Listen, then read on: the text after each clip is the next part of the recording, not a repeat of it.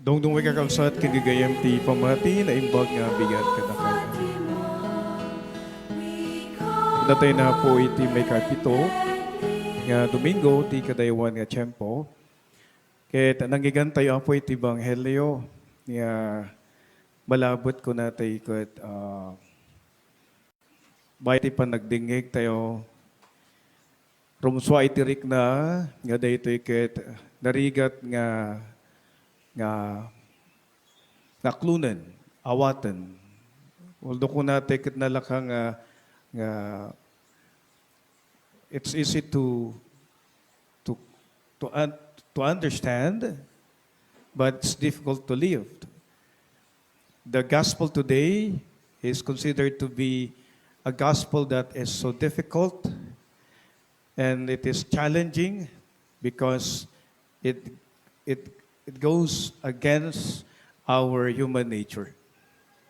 Narigat nga aklunen, narigat nga ibiyaga po. Takunan na ti Banghelyo, ayaten nyo dagiti kabusuryo. Love your enemies. Ipaayan niyo timbag dagiti manggura kada kayo. Do good to those who persecute you. Bendisyonan niyo dagiti mangilunod kada kayo. Ket idawdawatan niyo dagiti mangidadanes kada kayo. Kung natay garuda po, nagraykat samot nga biyag daytoy. Taki nagpaiswanan na po ket sino kadi kada kayo apo ti ayaten na dagiti kabusor na. Sino dagiti mangbenbendisyonon dagiti mangilulunod ken kadakwada. Ken mangidadadanes kadakwada. No? Yeah. Kung natin po ket I think this is challenging because I think human nature tells us that when we are hurt, it's so difficult to forgive. Amen? Lalo kung masyadong masakit. Lalo na kapag talagang ramdam po natin yung sakit, galit. At ang gusto po natin ay maghiganti.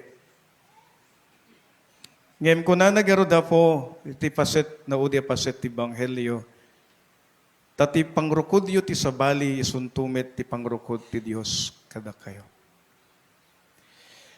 Tagmintas man na po, nga iti Banghelyo, talo nga banag iti ket nasawen kada tayo. Idano na kada tayo. Umuna, dahil ket di ko na tayo, panagtungpal tayo, iti nabalitukan nga paganurutan. It's the golden rule. Nga golden rule, kaya nasawin na po, aramidim, ti kayat mo nga aramidin da ken ka. Do whatever you want people will do to you. So do good to others so that they will also do good to you. Amen? Kasla po, itibiyag ket may it's an echo. No? So what you say, it will be said to you. What you do, it will be done to you. Okay. You reap what you sow. Apitem no anya ti mulam. Ket no anya ti saom isumot ti saudaken ka. Isong ano kitkitan ti kapsat kin gagayem, iti Banghelyo tataket ipalpalagip na kada tayo dayto Nabalitukan nga paganurutan iti biyag. It's the golden rule. Kakuna nagarod kada tayo apo ket let us always do kindness. Let us always be kind, be good. Even it is difficult to be kind, to be good. Tiki nagpaiswanan na po. Nalaklaka tayong asidgan dagiti gagayem. Nalaka nga maagalumano iti kabsat nga hamo nga kagura. Amen? Ako natin garod apo, nalagan tirik na makipulpulapul tayo, di awan iti sakit nakem tayo, kagakwada.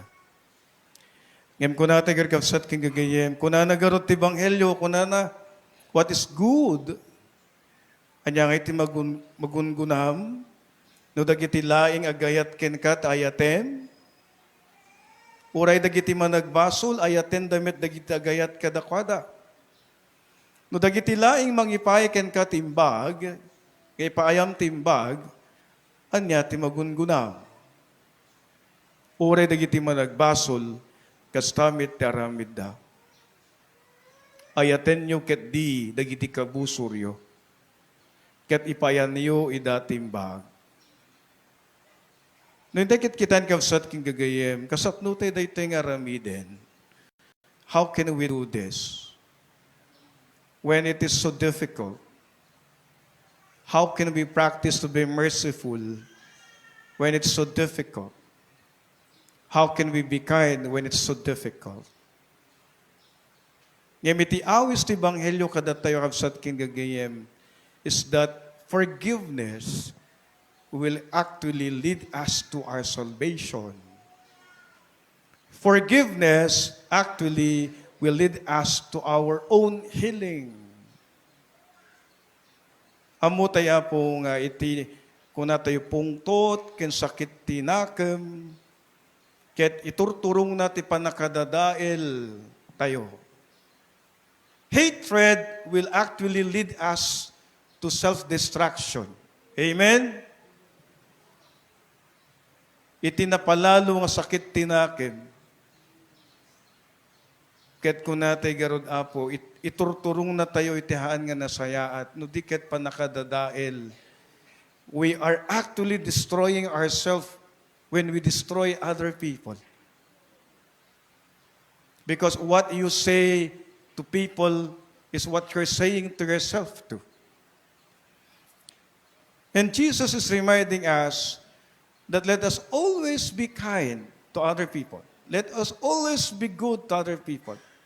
And let us always be forgiving to people. Isa gabsat kinagayem kun kunataya po, that at the end, we may for a while saying that we cannot forgive. We may for a while saying that our pride cannot actually teach us to be humble enough. But at the end of the day, no intay apon tong gibusan ti biyag tayo, awan sa baling at tarigagay iti tao, ket iti dumawat ti kaasi iti Dios. Amen? Isuguro da po agsubli tay lata, nga daytoy ket awis kada tayo, that we can be forgiving at the end. And this is the only way to our salvation. Isakapsat king gagayem, kunataya po, dagiti kabusor, dagiti kaapam, bendisyon dayta, nagapo kena po Dios. Amen. Ngayon patsaka po nga awamot kada kayo, ti kunatayo, perfectly living in peace. That even you do good, you thought you have done your best, you thought you're not offending someone, still, you cannot please everyone. Amen? Even you're saying you are living in peace, alone. I don't care. As long they don't care also, don't meddle in my life affairs. But in fact, it's not true. Human nature is that, kadalata po, ti paka kuna tayo dalata po iti pakadildilawan kenda dumapay. Kasal kapsat king gagayem nintay kit kita and dayti man iti karit kada tayo ti Ebanghelyo. Ngaw muna ipalagip na kada tayo iti panangisurot tayo manen iti nabalitukan nga paglintigan the golden rule. Aramidem itinasayaat, ibagam tinasayaat, tatno aramiden ken ibagadamit ken ka tinasayaat. May kadwa may palpalagip garod kada tayo nga iti panag pamakawan ket napateglaunay. Because idanon kiniturong na tayo, ti panakapaimbag tayo. Forgiveness heals. Though sometimes it's difficult to forgive. Iso kapsat kinagayam agasam ti bagim. Gapuanan kun kunataya po, timang dadadail kada tayo. Ket gapu iti nairamot nga sakit tinakem nga naipinpin itirik na kinpuso tayo. There is always psychosomatic effect when we keep too much hatred in our heart. Amen. There is a great effect in us. Sometimes even the way we treat each other, the way we encounter each other, it changes how we socialize to one another. Because, kung merong sama at galit ka sa mundo at galit sa iyong kapwa-tao, you are losing a lot of opportunities. You are actually reducing your personal spaces. Nagriga tapo, no kaapam ti amin. Bumasbasit ti lubong mo. Amen? Isukon ko na tayo garod, bumasbasit ata, amin sa nga papanam kat kabusor mo. No. Iiwasan mo. So your space is becoming little, smaller. But you see, kakabsat kin gagayem,